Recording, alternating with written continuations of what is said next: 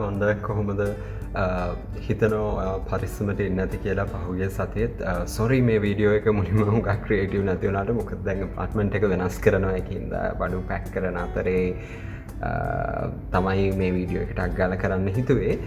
ඉතින් මේ වීඩියෝ එකේ කතා කරන්න හිතුවේ Circadian Rhythm කියන එක සම්බන්ධව. Circadian Rhythm කියන්නේ මොකක්ද? ඒක ඇයි cabin crew කෙනෙක්ට නැත්නම් යා crew කෙනෙක්ට වැදගත් වෙන්නේ? එතකොට මේ Circadian Rhythm එක පොඩ්ඩක් අපි ලංකාවේ භාෂාවෙන් කියනවානේ අවුල් වුණාම කොහොමද අපි ඒක යථා තත්වයට නැවත පවත්වාගෙන යන්න ඕනේ පුළුවන් වෙන්නේ කියන දේ තමයි මම හිතුවේ අද ටග් ගාලා කතා කරන්න. ඉතින් ඔයා දන්නවනේ පයිලට්ස්ලා, cabin crew, එතකොට business travellersලා ඉන්නවා හුඟක් අය හුඟක් travel කරනවා. travel කරද්දී ඇති වෙන දෙයක් fatigue නැත්නම් delayed tiredness, jetlag කියලාත් කියනවා. තව shift වල වැඩ කරන කට්ටිය ඉන්නවනේ වගේ අයියලා අක්කලා නැත්නම් අම්මලා තාත්තලා ඉන්නවනම් රාත්‍රී සේවා මුර සඳහා යන ඒ කට්ටියටත් ඇති වෙනවා මීට හා සමාන තත්ත්වයක් shift lag කියලා නින්දට සිදුවන බාධාත් එක්ක. ඉතින් ඒ එන ඇති වෙන තත්ත්වය ගැන ඔයාලට නිකන් දල අදහසක් ගන්න ඕන නම් ඔයාලට සමහර වෙලාවට දැනලා තියෙනවද දවල් නිදාගෙන හැරෙද්දි නිකන් හරිම අමාරුයි ඇඟට නිකන් ඇඟ නිකන් තලලා දාලා වගේ කියලා කියන්නේ. ඒ වගේ නැත්තම් අපි රෑ මැද වෙනකන් නිදා ගන්න බැරුව ඊළඟ දවසේ උදේ නැගිටිද්දි හරිම අමාරුයි ඇඟ හරියට රිදෙනවා ඇඟේ ජොයින්ට්ස් හරියට රිදෙනවා. ඉතින් ඒ වගේ තත්ත්වයක් තමයි දල වශයෙන් පහදලා දෙනවා නම් ජෙට් ලැග් වෙලදී නැත්නම් delayed tiredness වලදී ඇති වෙන්නේ. ඉතින් මේකයි මේ circadian rhythm කියන එකයි මොකද්ද මේ අතර තියෙන සම්බන්ධය. Circadian rhythm කියලා කියන්නේ circadian rhythmය කියලා කියන්නේ අපේ ඇඟ ඇතුලේ හැමදේම සිද්ධ වෙන රිද්මයක් තියෙනවා. ඒකට කියනවා body clock එකක් තියෙනවායි කියලා. ඉතින් ඒ රිද්මය සමනෙන් පැය දල වශයෙන් අසන්න වශයෙන් පැය 24න් 24 තමයි renew වෙන්නේ, revise වෙන්නේ.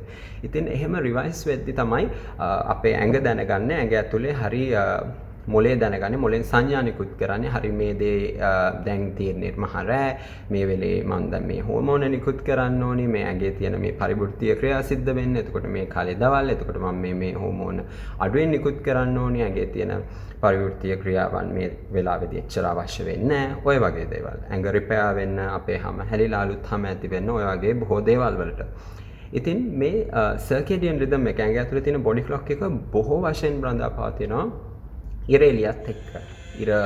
එතකොට ඉරේලිය තමයි අපේ ඇඟට Q එක වෙන්නේ අපේ මොළයට Q එකක් වෙන්නේ. හරි දැන් ඉරේලිය තියෙන හරි මේ තියෙන්නේ උදේ දවස් උදේ වෙලාවේ මම මේ හෝමෝන් තමයි නිකුත් කරන්න ඕනේ. ඒ අනුව අපේ ශරීරයේ සිදුවන ක්‍රියාකාරකම් අපේ mood එක control වෙනවා. ඒ විදිහේ සිද්ධීන් බොහොමයක් වෙනවා. මානසිකව සහ කායිකව. අපි fly කරද්දි මොකද වෙන්නේ? අපි fly කරද්දි අපි හුඟක් time zones pass කරගෙන යනවා. අපි දැන් ලංකාවේ දවාලට හැඩ ගැහිලා තියෙන ඇඟ ඒ කාලෙදිම අපි වෙන රටකට ලෑන්ඩ් කරොත් සමහර විට ඒ රටේ ඒ වෙලාව රෑ කාලේ වෙන්න පුළුවන්. මොකද අපේ ලෝකේ කැරකෙනවානේ ලෝකේ භ්‍රමණය වෙද්දී ඉරේලිය එක රටකට කලින් වැටෙනවා තව රටකට ඒ කියන මොහොතේම ඊට පහුවෙලයි වැටෙන්නේ. ඔය වගේ සිද්ධි වෙනවානේ. ඉතින් මේ විදිහට අපේ ඇඟ සුඟක් වෙලාවට කන්ෆියුස් වෙනවා මල්ටිපල් ටයිම් zones හරහා යනකොට ටයිම් zone ගන්න වැඩි වෙන තරමට ඇඟ කන්ෆියුස් වෙනවා වැඩි. එතකොට මොලේ බලනවා හරි දැන් මේ වෙලේ හවස 4යි වෙන්න ඕනි. නමුත් ඒ වෙලේ හැබැයි ඉරේලිය තියෙන්න ඕනි වෙලාවක්. නමුත් ඔයා ලෑන්ඩ් කරලා තියෙනවා අපි හිතමු ඕස්ට්‍රේලියාවට කියලා. හැබැයි එතකොට හරි රෑ පාන්දර. ඉතින් මොකද්ද මේ වෙලා තියෙන්නේ කියලා. ඉතින් එතකොට මොකද වෙන්නේ?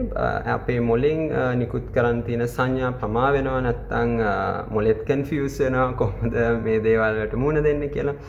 ඒකේ අතුරු ප්‍රතිඵලයක් විදිහට අපේ ඇඟ අපි හුඟක් නිදා ගන්නවා. සමහර විට ඔයාගේ දන්නවා නම් cabin crew අක්කලා අයියලා නැන්දලා මාමලා එහෙම ඉන්නවා නම් හුඟක් කට්ටිය නිදා ගන්නවා ෆ්ලයිට් එකකට පස්සේ එහෙම ඒ මොකද හේතුව කියනවා නම් මේ රිකවරි ප්‍රොසෙස් එක ඉක්මන් කරගන්න. දැන් සාමාන්‍යයෙන් මම කියවලා බලලා දැකගත්ත විදිහට මේ ජෙට් ලැග් නැත්නම් fatigue මේ circadian rhythm එක පොඩ්ඩක් එහා මෙහා වීම නින්ද ඇති වෙන තත්ත්වයන් වලින් රිකවර් වෙන්න දවසක් යනවා දවසක් දෙකක් යනවා. ඉතින් ඒක හින්දාම වෙන්න ඕනි සාමාන්‍යයෙන් දිග ෆ්ලයිට් එකකට කලින් රෙස්ට් අනිවාර්යයෙන්ම ඔෆ් ඩේස් දෙකක් දිග ෆ්ලයිට් එකට කලින් තියෙන්න ඕනේ. ඊට පස්සේ දිග ෆ්ලයිට් එකට පස්සේ ඔෆ් ඩේස් දෙකක් තියෙන්න ඕනේ. මොකද ඇඟ රිකවර් වෙන්නයි ෆ්ලයිට් එකට කලින් රෙස්ට් එකක් ගන්නයි.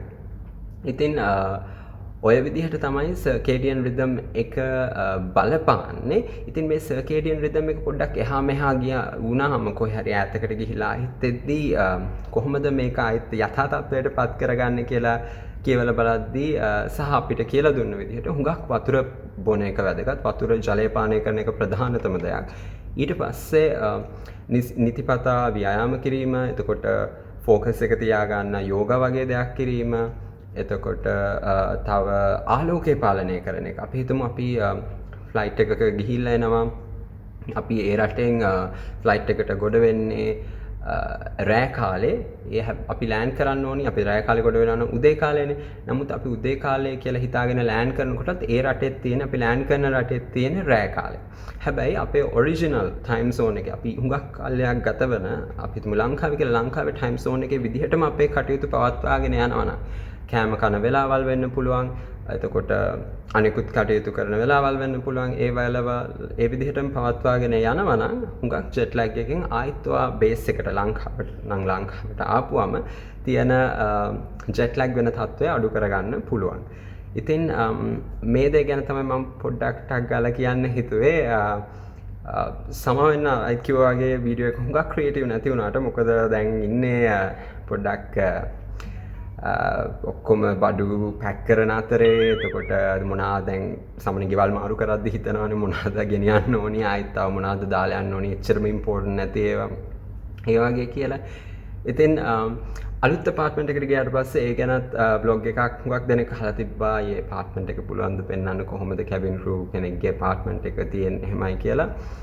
ඒක ගැනත් පෙන්වන්නවා.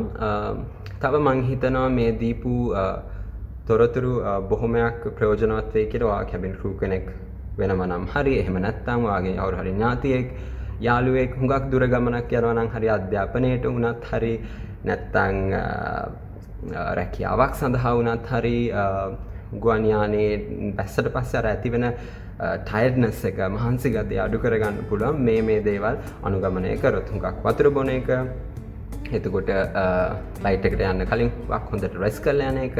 අනිත් දේ තමයි අපි දැන් හිතමු හුඟක් කාලයක් අපි යන රටේ ඉන්න නම් යන්නේ කවුරු හරි කෙනෙක් අපි හිතමු ජර්මනියට යනවායි කියලා ඉගෙන ගන්න. එහෙමනම් ඒ ෆ්ලයිට් එකට දවස් දෙක තුනකට නැත්නම් සතියකට උනත් කලින් හරි ඒ ජර්මනියේ තියෙන ටයිම් සෝන් එකට ලංකාවේ ඉඳලම හැඩ ගැහෙනවා නම් මට ජර්මනියට ගියාට පස්සේ උනත් හරි ඒ ටයිම් සෝන් එකට වෙනමම හැඩ ගැහෙන්න දෙයක් නැහැ. ඒ විදිහට කටයුතු කරගෙන යන්න පුළුවන්. අනිත් දේ තමයි ඉරේලිය තමන්ට හම්බෙන පාලනය කරන එක. සන්ග්ලාස් දෙකක් දාලා යන එක හරි ෆ්ලයිට් එකකට පස්සේ. මොකද සමහරවිට හැට සම මුගක් ඉරේලිය හුරු වෙන්නේ නැති වෙන්න පුළුවන්. ඒ වගේ දේවලුත් මේ සඳහා මේ ජෙට් ලැග් කියන දේ අවම කරගන්න බලපානවායි කියලා මං කියුවා. ඉතින් එහෙමනම් අපි ඊළඟ සෙනසුරාදාත් හම්බෙමු. එතකම් කොහොමද පරිස්සමට ඉන්න, ඔයාගේ අන් අයගේ ආරක්ෂාව සෞඛ්‍ය තත්ත්වය උදෙසා. එහෙනම් කියලා එන්නම්.